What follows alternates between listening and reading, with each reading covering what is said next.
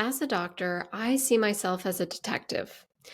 And that's a very strong mission of mine, is to make sure that I am helping this person to figure out every possible option to help just increase their chances of getting pregnant and reach their dreams. And so having conversations is a really important part of that. And I was thinking about you because I thought this is what I do with people who are working with me. But I want you to know the importance of these types of conversations so that you can initiate, whether or not you're working with me or not. These are conversations to initiate with your doctor to help open up your fertility chances. Because what that's setting up is just helping your doctor to understand even more about your fertility picture to help find that root cause of what's keeping you from getting pregnant. And once that can be found and addressed, then that's what opens up the best chances of getting pregnant. Does that make sense?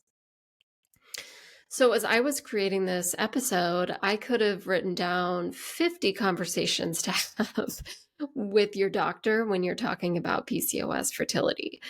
But the direction that we are going to go today is what conversations need to be happening to really set the stage for your fertility plan. Okay. So, as we dive into this, I just want to thank you for being here. I truly just love having you in this community and to be able to share with you on this platform. And if you are loving this podcast, can you please just jump over to Apple Podcasts and leave me a positive review? That would just mean so much to me, and it really helps to keep the podcast going and in the eyes of people who are searching for these answers. So thank you so much in advance. So we are talking about these 5 important conversations to have with your doctor. And step 1 in my PCOS fertility protocol is to have an individualized PCOS fertility call. And these are the questions that I'm asking in that first session because they are vital to understand what's going on in this person's body that's keeping them from getting pregnant and what helps them, what needs to happen in their fertility plan moving forward to help them increase their chances of getting pregnant. Okay? So, conversation number one is to talk about what was going on hormonally for you back in puberty. And this is really important because, and it's often missed because so often doctors are just looking at the here and now and what's happening today. You know, your periods have been irregular. All right, we're going to get you on this medication so we can get you ovulating today, which, of course, that's the goal. But my issue is that PCOS fertility medications are being used at the wrong time. It's not that they are bad, they're being used at the wrong time. So, conversation number 1 is what was happening early on with your hormones around puberty.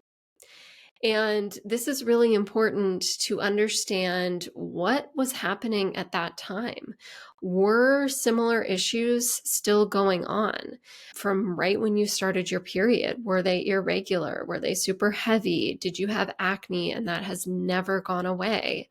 To understand what's going on with your fertility right now, it can be powerful to talk about and understand what happened before. Not always. Sometimes we have this conversation and it's like lots of normal stuff was going on at that time, but here's where you are now. You aren't getting pregnant and your cycles are irregular. And that's still really helpful information, right? Because we know that something switched at some point in time. Which leads me to question number 2, which is, was there ever a big switch in your periods and what was going on in that time? So I have people just kind of talk through their reproductive history from when they were young, when they first started having their periods. We really focus in on, was there a time that there was a big switch? Or was this always ongoing, or was it more gradual? And each one of those stories needs to be approached differently. Yes, I remember there was this big stress back when I was in college, and ever since then, periods haven't been the same. Or I went through this trauma. I lost a parent, and ever since then, my periods have not been the same. Birth control can also be a time like this. I can say, okay, my periods used to be normal. I was put on birth control, or I chose to go on birth control. And now that I'm off it, my periods are different. So a variety of things, of course, can lead to cycles changing, but it can be really helpful to understand, okay, was it one specific event that really you could tell after this, that's when things changed? Because you've got to go back to that time to see, okay, what still is happening in the body that hasn't been resolved, that's keeping the hormones doing what they're doing and not keeping cycles regular. This is important work as a doctor to understand really your whole picture. And I hope that somebody is asking questions like this for you. Question number 3 is hormonal birth control use. And I touched on this a little bit here in the last question, and how oftentimes women can say, yeah, when I started hormonal birth control, that was a big switch for me. So we're seeing this more and more often, that hormonal birth control causes issues coming off of it with periods. So hormonal birth control is either the pill or an IUD that has hormones in it. There's also implants for birth control, things like that. Non-hormonal birth control would be like condoms, diaphragms, things like that. If you've used hormonal birth control, it's not a bad thing. It's not that it's automatically like, oh, okay, you use that. Well, gosh, like that sucks for your fertility. No, not at all. We just have to understand, because, I'm working with PCOS day in, day out. I'm always asking, were your periods regular or different before getting on birth control versus after? Sometimes I hear yes, sometimes I hear no. It's different. And that's the point, right? We have to understand what's going on with you. What is your picture? And so if you have used hormonal birth control, think about that. Was it different before getting on it? Were your cycles specifically different before getting on it? Did your body feel different? Because coming off birth control, a lot of times for women, it's not just the cycles that are affected. A lot of times, all of a sudden, acne comes out. Weight gain happens really easily, and it's not like you're eating more or making changes in your life. It's just the weight comes on easier. That extra hair growth on the chin, the chest, the back, things like that can really pop up. So be mindful of timelines in your life of, first off, were you on hormonal birth control? And second off, what does that look like for my cycles and my body and my reproductive health? So the fourth important conversation, talking about your fertile window. Do you know your fertile window? And if not, how can you adequately figure that out? So the fertile window are the few days in the cycle that you're fertile. We as women are not fertile every single day of the month, of the year, of our lifetimes. That has to do with hormones that are going on in the body that keep us from getting pregnant for, the fertile window is about 5 days, and we're not fertile the rest of that time. Sperm can live up to 5 days. That's within your fertile time, but it's before you're actually showing signs in your body of ovulation happening. So you want to know, are you aware of your fertile window? And the first step is to ask, are you having signs in your body of ovulation happening? Little mild pelvic cramping, breast tenderness, maybe some spotting. And those are giving us different signs of ovulation or different hormone imbalances that are going on that are keeping you from ovulating. And so then the next step would be figuring out, is ovulation happening? So you can use an ovulation predictor kit, an OPK. Temperature tracking can also be helpful with figuring out ovulation in your fertile window. There's also a menstrual cycle mapping test. Even before that, just running a basic progesterone test is really important, because if it's below a certain number, that indicates that you didn't ovulate.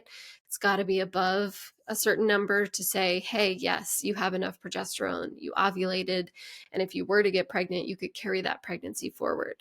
So getting that progesterone test is helpful.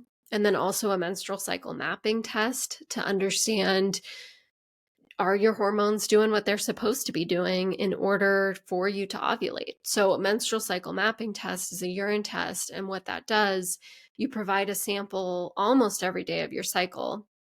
And then the lab will provide you, based on your samples, what your estrogen is doing throughout your cycle, what your progesterone is doing throughout your cycle, and what your LH levels are doing. So this is a powerful test to understand, is your estrogen doing what it's supposed to be doing all throughout the cycle? When does progesterone rise? When are you seeing that ovulation happening? Because for many of us, it's not in that mid-cycle. And if you're someone who has a very long cycle, you can say, oh, well, ovulation is not happening until day 35. And I figured it was going to be like day 22. And so, yeah, we have been having sex on the wrong days of the month. Okay. So that's a pretty straightforward reason why you aren't getting pregnant. That's why this conversation is really important, to figure out that fertile window. And if you don't know it yet, what are the best ways for you to be able to figure that out? Then the fifth conversation that's really important to have with your doctor to set this fertility stage is what was always taught to me as seams. This is how I have now used it in my practice, is to ask about stress, sleep, energy, mood, libido. Yes, L is not in the word seams, but it's sex in the word seams, okay? So these don't, well, outside of libido, these don't have to do directly with fertility. So it's like, okay, why are we talking about my sleep when I am in a fertility appointment? Actually, that has a big impact on hormones. So if you're somebody who struggles with insomnia and you're not sleeping, you're only sleeping like 3 hours a night, or maybe you're sleeping and yet you're waking up every 45 minutes, something like that, that's interrupting your sleep. Well, that's interrupting your hormone patterns, which is then affecting your fertility. Having insomnia, not sleeping well, increases stress throughout the day, which increases insulin, which then shuts down ovulation. Okay. So outside of sleep, let's just talk about your stress levels. How are those? Are you super stressed throughout the day? And do you have stress coping mechanisms? And I'm not just talking about meditation. Meditation, if you do it, it might be helpful, and that's awesome. Like, you go get it. But it can be easy to say, oh, you're stressed, go meditate, and that'll take care of it. And when it comes to fertility and stress, you're missing out if somebody is telling you that, like, oh, okay, just go meditate and everything will be good. No, you've got to figure out physiologically what's going on in your body. Are your cortisol, your stress hormone levels, actually doing what they're supposed to be doing throughout the day? Are you able to respond to stressors around you?